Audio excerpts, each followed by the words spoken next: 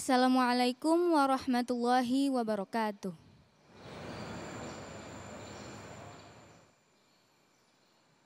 A'udzu billahi minasy syaithanir rajim.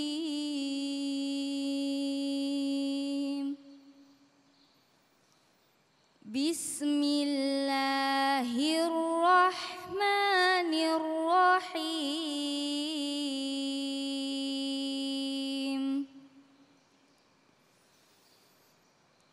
Faman yuridillahu an yahdiyahu yashrah sadrahu lil Islam.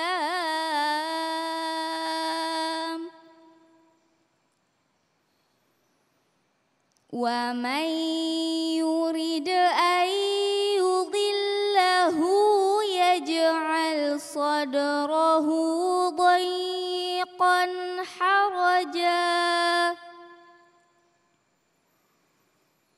harajan ka'annama yas'adu fis sama'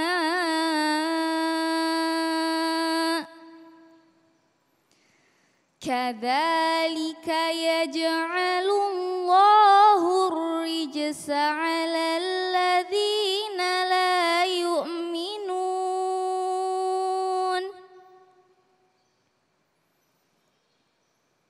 Wa hadza siratu rabbika mustaqima.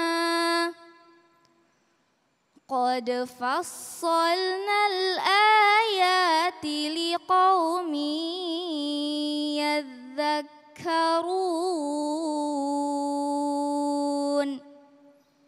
Shadaqallahul azim. Wassalamualaikum warahmatullahi wabarakatuh. Assalamualaikum warahmatullahi wabarakatuh. Alhamdulillah nahmaduhu wa nasta'inuhu wa nastaghfiruh wa na'udzu billahi min syururi anfusina wa min syai'ati a'malina.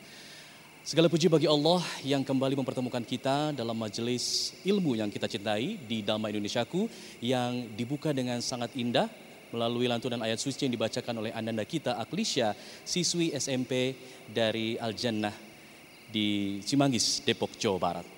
Mirsa yang dirahmati Allah, seringkali kita berharap kita mendapatkan hidayah dari Allah Subhanahu wa Ta'ala agar kita bisa mendapatkan petunjuk dalam menjalani hidup ini. Namun dalam kenyataannya hidayah tidak semua orang bisa mendapatkannya.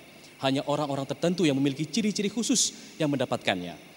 Di samping itu juga ada orang-orang yang ternyata tidak bisa mendapatkan hidayah dari Allah karena hidayah merupakan hak prerogatif dari Allah Subhanahu wa Ta'ala.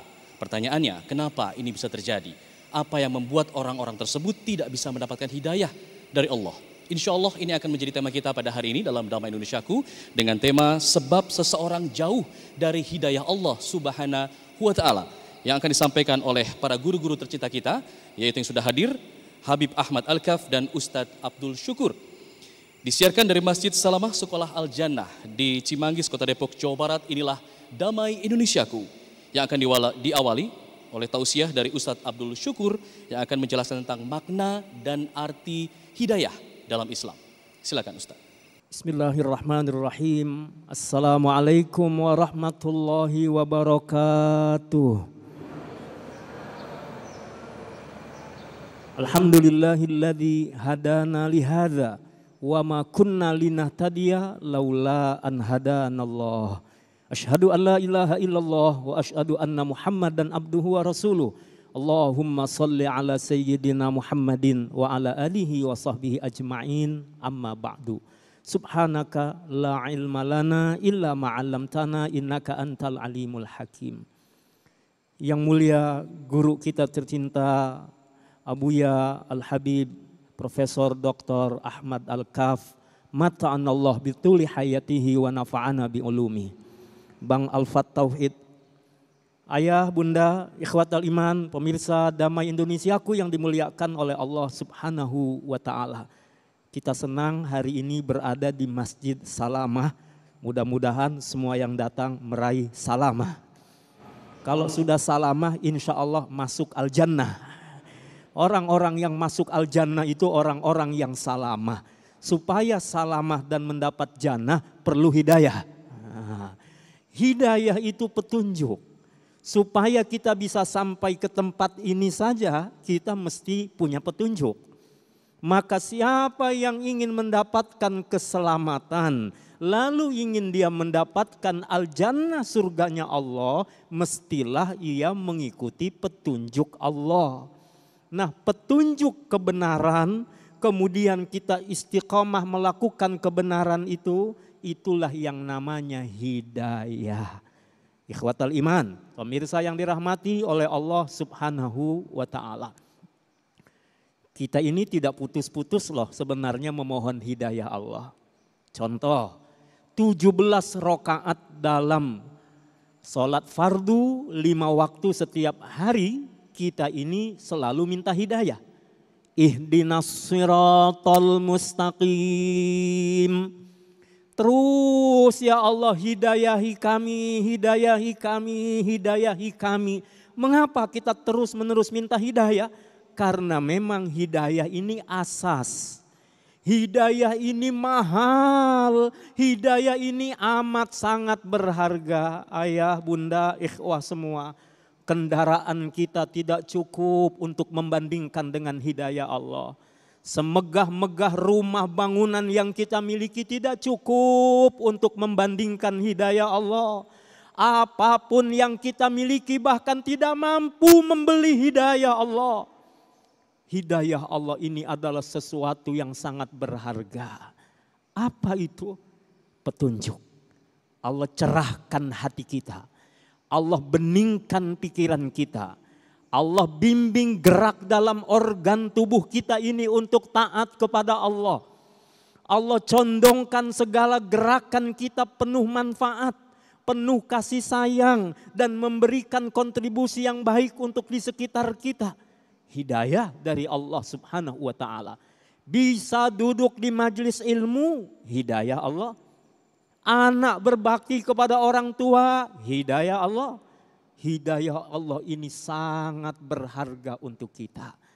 Lalu pertanyaannya, hidayah dicari atau ditunggu? Cukupkah kita hanya nongkrong-nongkrong di warung kopi, nanti hidayah datang? Cukupkah kita ini hanya asyik di depan televisi kemudian hidayah datang? Ikhwatal iman yang dimuliakan oleh Allah Subhanahu wa ta'ala. Berangkat dari Al-Quran surah Al-Fatihah tadi, berdoa kepada Allah tiada henti menunjukkan hidayah terus diminta kepada Allah.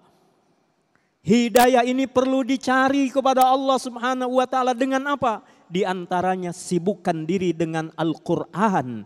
Bukankah Allah sudah menjamin dzalikal kitabu la raiba fih hudal lil muttaqin?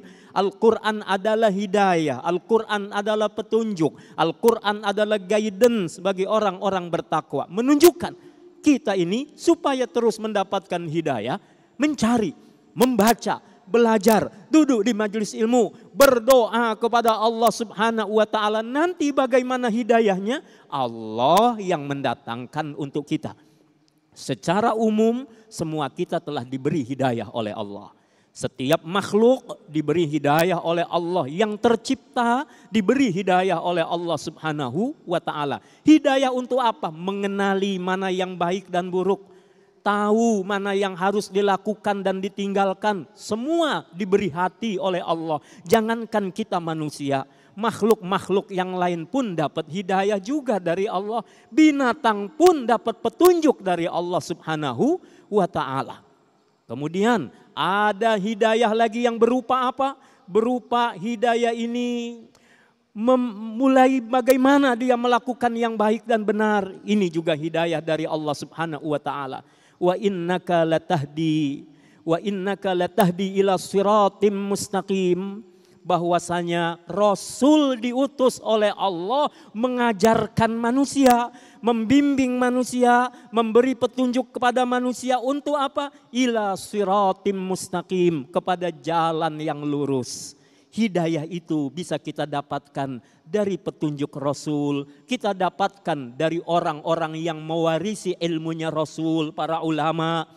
Ini petunjuk. Kemudian ada yang namanya, kalau kita bagi dua, ada hidayatul irsyad.